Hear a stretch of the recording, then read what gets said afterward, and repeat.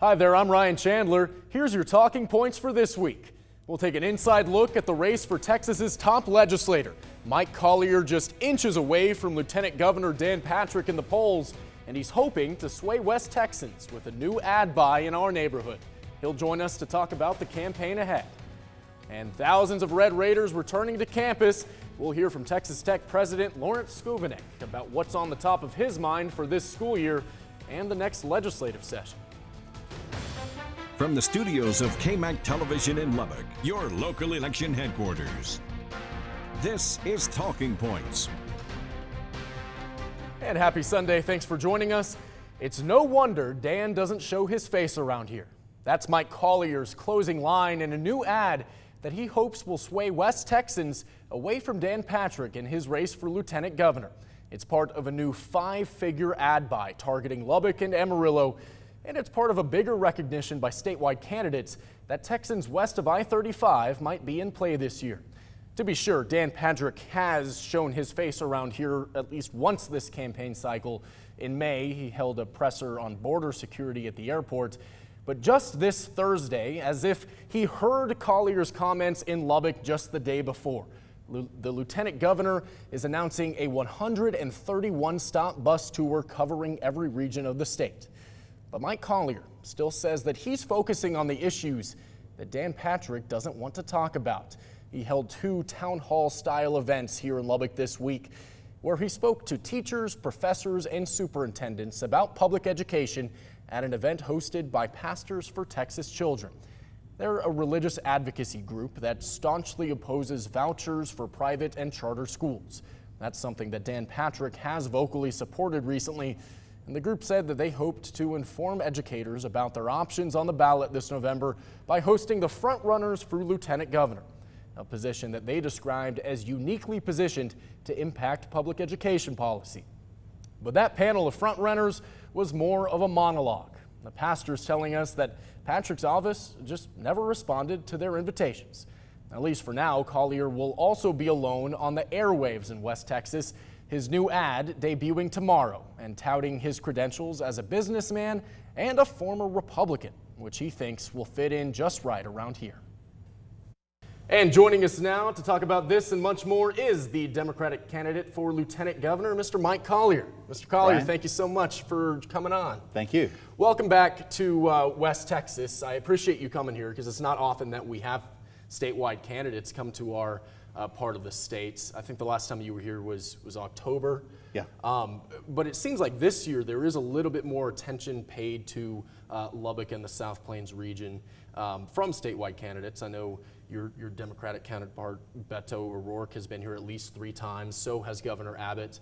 Why do you think those candidates are choosing to place such a deliberate focus on this part of the state?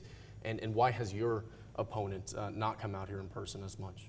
Well, I can tell you for me personally, I think you should campaign the way you intend to govern, and you should govern the way you campaign. I think it's incumbent upon anybody who's asking to be in such a high office as Lieutenant Governor to come out and talk to people.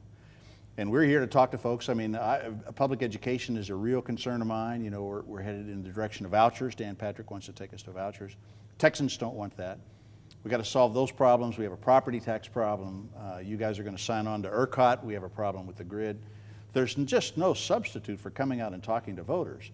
If you're willing to be held accountable as to why Dan Patrick doesn't come out here, I don't think he wants to be held accountable for his failures. How does your message when you come out here and talk to the people of West Texas differ from, say, block walking in Houston or Austin? What are the issues that you really want to focus on for the people here? Well, my sense of it, and we'll learn more, as we spend our time here in Lubbock, but my sense of it is that folks are concerned in Lubbock and this part in West Texas, just like everywhere, with public education. So we're very concerned about public education. That's where the students are. We're very concerned about property taxes. We're very concerned about the grid. We're very concerned about water infrastructure. There's real concern in West Texas when it comes to this drought and what it means for farmers and ranchers. And why aren't we doing anything about water infrastructure? And then there's a handful of other issues. There's about 5 or 6 things the state does that affects people in their lives. Somebody who wants to be lieutenant governor ought to go out and talk to folks and say, here's the problem, here's my idea as to how to solve it. What do you think? That's how government ought to work. the issue that you seem to have made the top of your campaign so far has been the grid. That resonates here in Lubbock, as now 75% of us are on ERCOT, the 25% are joining. Take us through the top 3 things that you would do specifically on the grid if you are elected. You know, the governor and the lieutenant governor have said that everything that needs to be done has been done. Clearly you disagree, so what more needs to be done, and what would you get done? We have not winterized the gas wells, so the source of gas to power generation in the state is still very vulnerable to a hard freeze.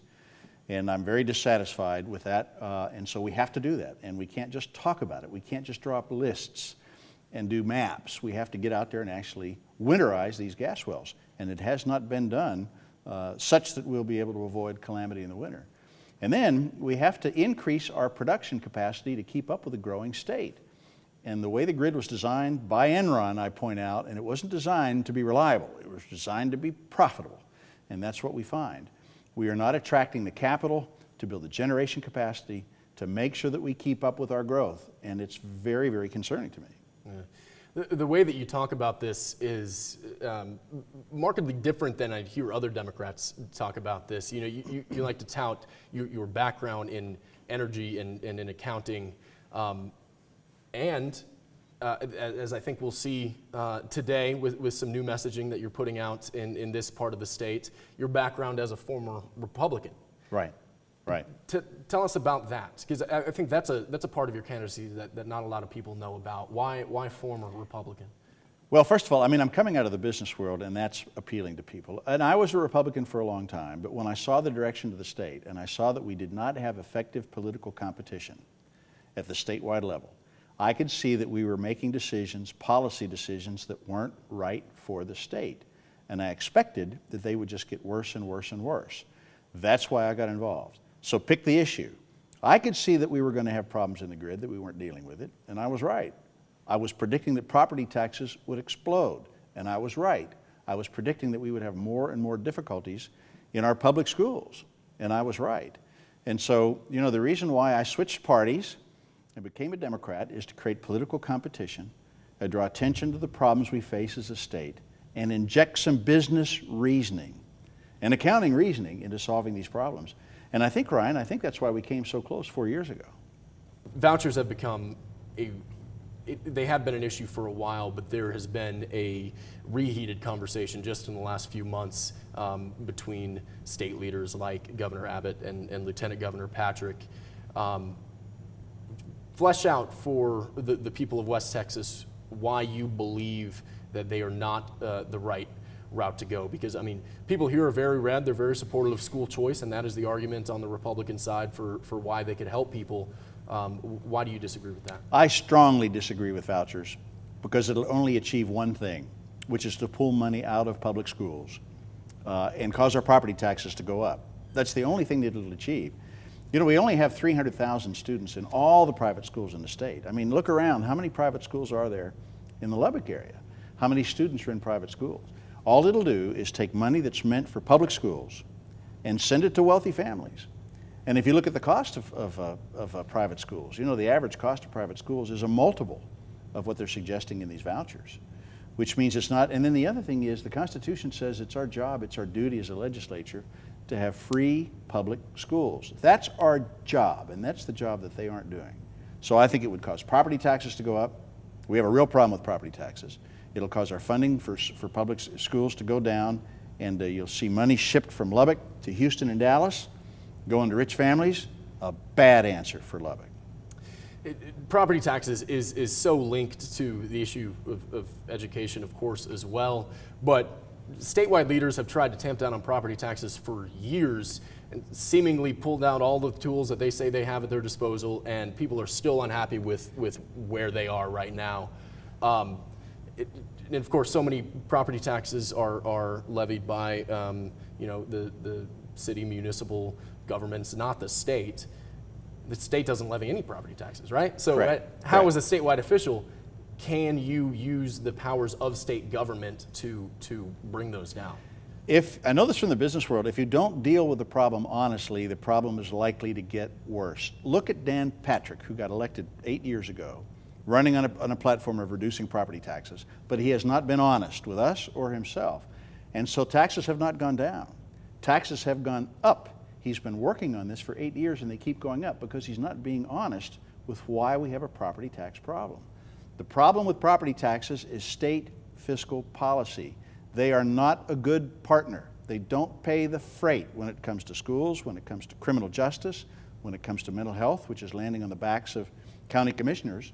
And so until we have an honest accounting around property taxes, the property taxes won't go down. And it's also worth mentioning that the owners of large commercial industrial properties, which should be paying a lot more in property taxes, have a loophole. They drive a truck through it. They can get their appraisals reduced in ways that homeowners cannot, and they do. And a recent study by the Texas Association of Appraisal Districts has said that they have unfairly, illegally in my opinion, reduced their values by $26 billion, where homeowners cannot. And so until we deal with the problem honestly, property taxes keep going up and up and up. What that means is if Dan Patrick gets elected lieutenant governor, your property taxes will keep going up just as they have across 8 years. Is there anything that you take away from talking to the voters here that you think influences your campaign in the rest of the state? Anything that you learn from the people here in West Texas? Oh, I learn every time I go out. Every time I go out and talk to people, you learn something new. I mean, a lot of what we talk about is public education, and so the question is, how are we going to have great, sort of schools? How is your school going to be a better school? For example, when we have town hall meetings with educators, they tell me, here's what we need to do in our community to have a better school, and that's very, very valuable.